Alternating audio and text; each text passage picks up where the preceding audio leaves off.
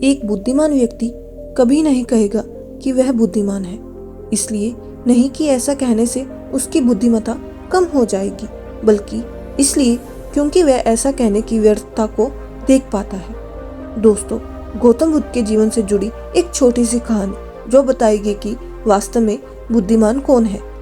एक नगर में एक लड़का रहा करता था और उसका दिमाग बहुत तेज था और उनकी खासियत ये थी कि वह किसी भी चीज को बड़ी जल्दी और आसानी से सीख लेता था।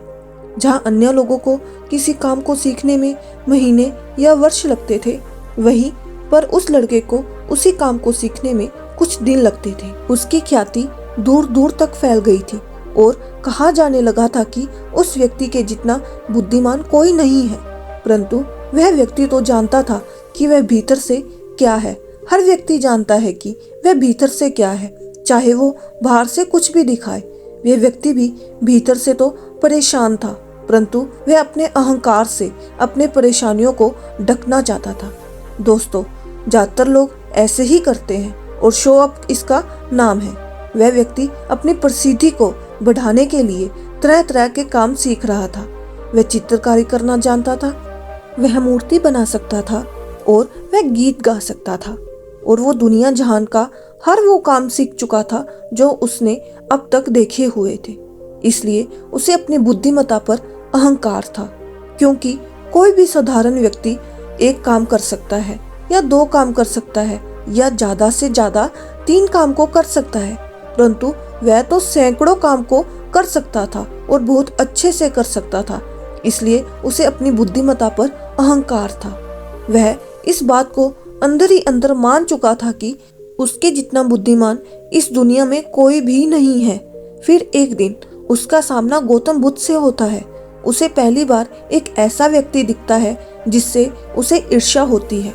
अब तक उसने ऐसे लोग देखे हुए थे जो उससे ईर्ष्या करते थे और जहाँ ईर्ष्या होती है वहाँ तुलना का होना निश्चित है।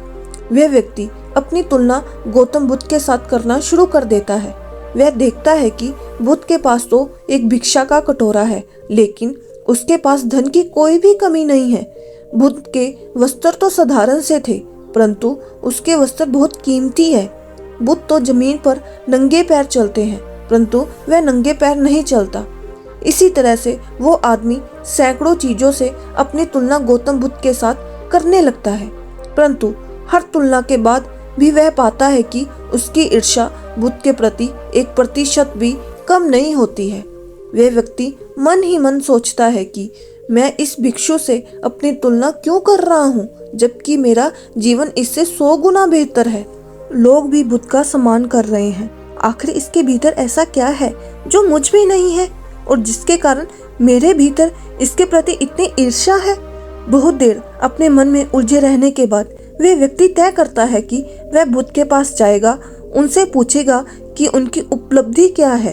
वह व्यक्ति अपने सेवकों के साथ बुद्ध के पास जाता है और उनसे कहता है कि मैं इस इलाके का सबसे बुद्धिमान व्यक्ति हूँ। आप अपने आसपास जो भी देख रहे हैं, मैं वो सब करना जानता हूँ। किसी भी कार्य को सीखने में मुझे बहुत ही कम समय लगता है। सभी लोग मेरा सम्मान करते हैं, परंतु इस सब के बाद भी मेरे भीतर आपके लिए ईर्ष्या है। मैं ये जानना चाहता हूँ कि आपकी उपलब्धि क्या है। ये सब लोग आपका आदर सम्मान क्यों कर रहे हैं। उसके बाद बुद्ध कहते हैं कि वैसे तो मेरी कोई उपलब्धि नहीं है, परंतु तुम कह सकते हो कि मेरी एक उपलब्धि है। वे व्यक्ति पूछता है कि क्या मैं जान सकता हूँ। तो फिर बुद्ध कहते हैं कि मेरी एक उपलब्धि है कि मैं सभी उपलब्धियों को छोड़ चुका हूँ। वह व्यक्ति बुद्ध से पूछता है कि मतलब मैं कुछ समझा नहीं। बुद्ध उस व्यक्ति से कहते हैं कि क्या तुम्हें प्रशंसा अच्छी लगती है। वह व्यक्ति कहता है कि प्रशंसा तो सभी को अच्छी लगती है। उसके बाद बुद्ध कहते हैं कि क्या तुम्हें निंदा अच्छी लगती है। तो वह व्यक्ति कहता है कि भला इस दुनिया में कौन है जिसे अपनी निंदा अच्छी लगे। उसके बाद बुद्ध कहते हैं कि जो तुम्हें अच्छा लगता है और जो तुम्हें बुरा लगता है, मैं इन दोनों से ऊपर उठ चुका हूँ। ना मुझे निंदा सताती है और ना ही मुझे अपनी प्रशंसा प्रसन्न करती है। बस यही अंतर है तुम में और मुझ में। और उसके बाद वे व्यक्ति बुद्ध से कहता है कि परंतु ये कैसे संभव है। बुद्ध मुस्कुराते हैं और उस व्यक्ति से कहते हैं कि तुमने सैकड़ों काम सीखे, लेकिन एक सबसे जरूरी काम को तुम सीखना भूल गए। वह व्यक्ति बुद्ध से पूछता है कि कौन सा काम है बुद्ध? बुद्ध कहते हैं कि अपने मन को नियंत्रण करना। क्या तुम्हें आता है? बुद्ध की वह बात सुनकर व्यक्ति समझ गया कि ईर्ष्या का यही कारण था।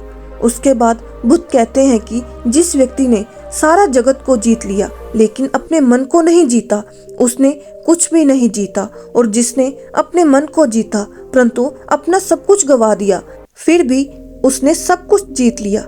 क्योंकि वास्तव में बुद्धिमान व्यक्ति वह है जो अपने मन का शासक है, वो नहीं जो अपने मन का गुलाम है। गौतम बुद्ध के इन शब्दों को सुन वह व्यक्ति का अहंकार टूट जाता है और वह व्यक्ति बुद्ध से कहता है कि क्या आप मुझे अपने मन को जीतना सिखा सकते हैं? बुद्ध कहते हैं कि अवश्य सिखाएंगे, परंतु मैं तुम्हारी सभी उपलब्धियां छीन लूंगा। फिर उसके बाद वह व्यक्ति बुद्ध से कहता है कि मैं तैयार हूँ। दोस्तों, उस दिन से वह व्यक्ति बुद्ध की शरण में आ जाता है और बुद्ध के कहे अनुसार वह हर कार्य करने लग जाता है। तो आपको कैसी लगी कहानी जरूर बताइएगा। मिलते हैं अगली कहानी में। शुभ प्रभात।